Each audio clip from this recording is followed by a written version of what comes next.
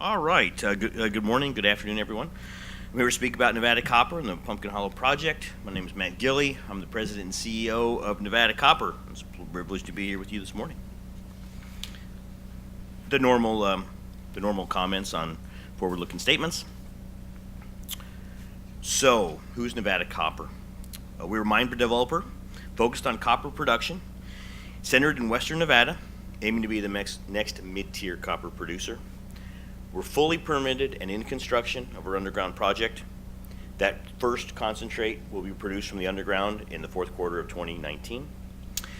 Concurrently, we're completing the study work for the open pit resource. That's immediately adjacent to the underground, but separate. We'll talk about that in a minute. We have a PEA that will be published this month. The PFS will come out in January. The chief difference there will be that the PFS that comes out for the open pit will include the resource drilling that we did this year. It was very positive results from our drilling campaign this year, and that needs to be worked through the resource model. That is scheduled to begin construction of the open pit in the latter part of 2020, which will provide concentrate production in the latter part of 2022. Altogether, we got 5 billion pounds of copper in resource in a region, Yerington, with over 33 billion pounds of copper in some sort of mineral inventory. So the question that comes up constantly is, why would you develop a copper mine now? First, we believe in this market fundamentals. You've heard that. You hear the copper bulls. We're copper bulls. We see the world is moving away from the transportation of energy via hydrocarbons. It's moving into the transportation of energy versus electricity. We see few new projects coming online, and we see those projects that are coming online being in regions with intrinsically higher levels of risk. Second, we are ready to go right now. We are entirely on private ground. We are fully funded, both for the underground and the open pit, even though we're still in the study phase for the open pit. We're in Nevada, we're in the right jurisdiction, and we're fully funded for the construction of the underground, including the working capital facility to take us through full production. So, the strategy is clear. We're building a copper mine when input prices are relatively low, when the competition for scarce resources, both service providers, contractors, and talent is relatively low. We will be poised and producing copper in 2020 as prices rebound. And the right jurisdiction.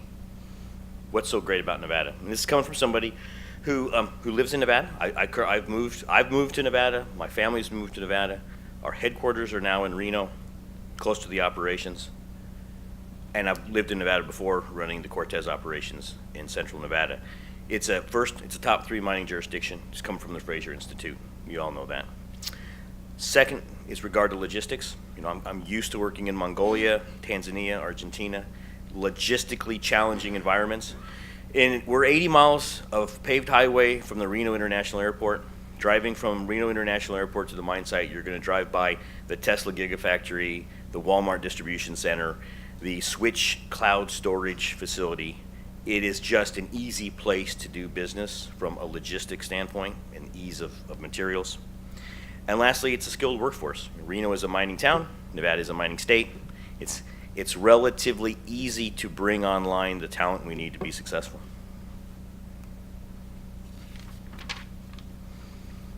Let's talk about Nevada Copper quickly. We're $287 million in U.S. market cap, $85 million of debt, $176 million in cash and equivalents.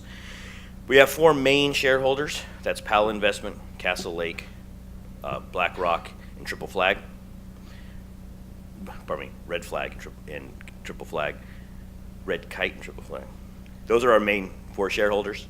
When you look at our institutional shareholders, you've got BlackRock, you got Fidelity, you got JP Morgan, you got CIBC. What you see here, most importantly to us, is a reformed board of directors and management team. It's part of me. I came online in May, coming out of Rio Tinto and Barrick with a history of building mines. That's what you have. You have a group of directors and management that is mine builders and operators. That's what we're here for. That's what we're doing right now. More specifically, looking at this board of directors, These are industry experts, market leaders, and they are active and participating board members. They're here because they believe in Nevada copper. Tom Albanese and Ernie Nutter do not need to join a board of directors for any other reason than they see the potential and they believe the vision for the company. Absolutely a strategic advantage for Nevada copper. All right, let's talk about specifically the Pumpkin Hollow project. Again, two separate projects. They're adjacent to each other, but they are separate, so such that the underground is not the bottom of the open pit.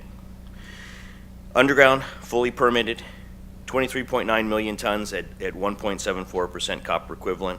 It's in construction today. We are sinking 2 shafts, and we are doing the surface foundations for the plant today. At full production, mid-year 2020, we'll be producing 27,000 tons per annum of copper and concentrate, and that'll average about $80 million per year of free cash flow. The open pit is also fully permitted. It's also entirely on private ground. There's a 5 billion pound resource associated with the open pit. Significant precious metals. Those are part of a streaming arrangement, could be potentially part of a streaming arrangement. We have a phase development approach, and we have a lot of potential for optimization and resource advancement.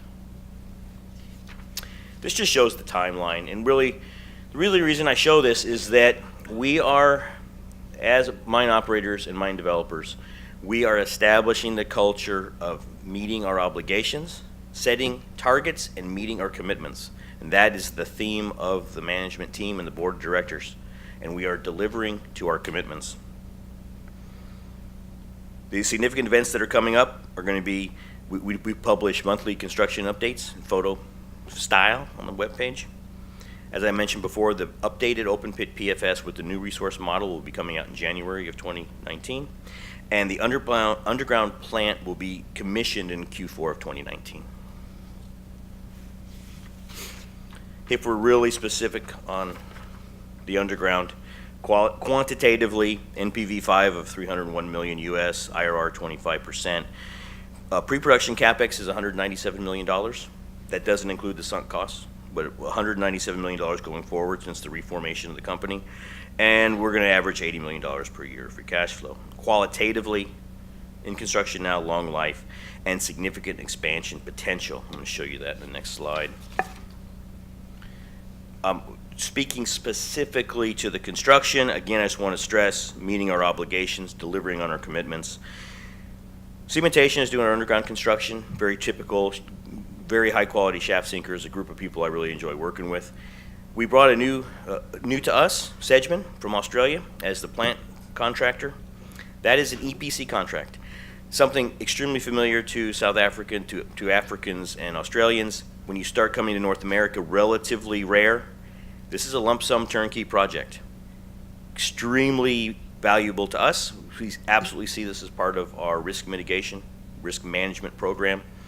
And we're very pleased to have Sedgman as a partner on this so far. We're extremely pleased with their performance. And then we talk about the resource potential at the underground. When you look at this figure here, that's not grade that differentiates those colors. It's resource classification. You see that blue inferred between the two main deposits.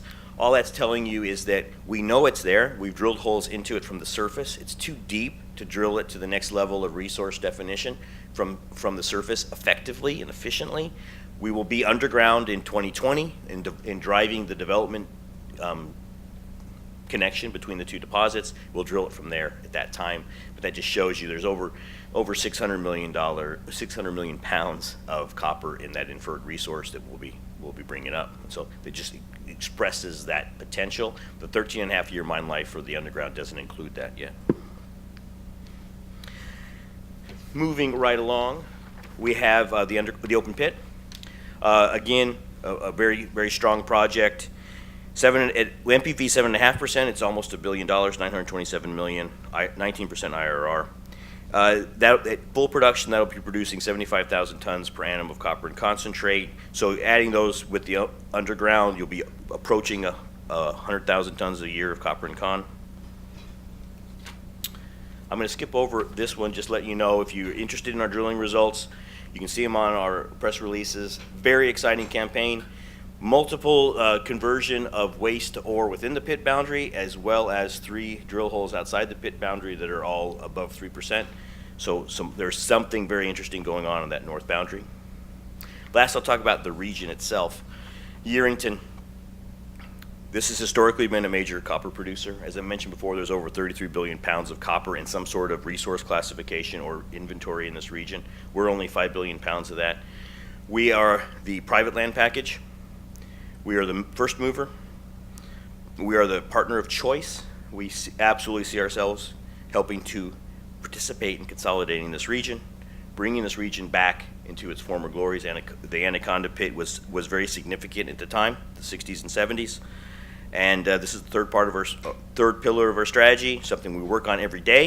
It doesn't detract from what we're doing in the underground, but just something that we see our vision for the future. So, with that in mind, I'm over time. Thank you very much.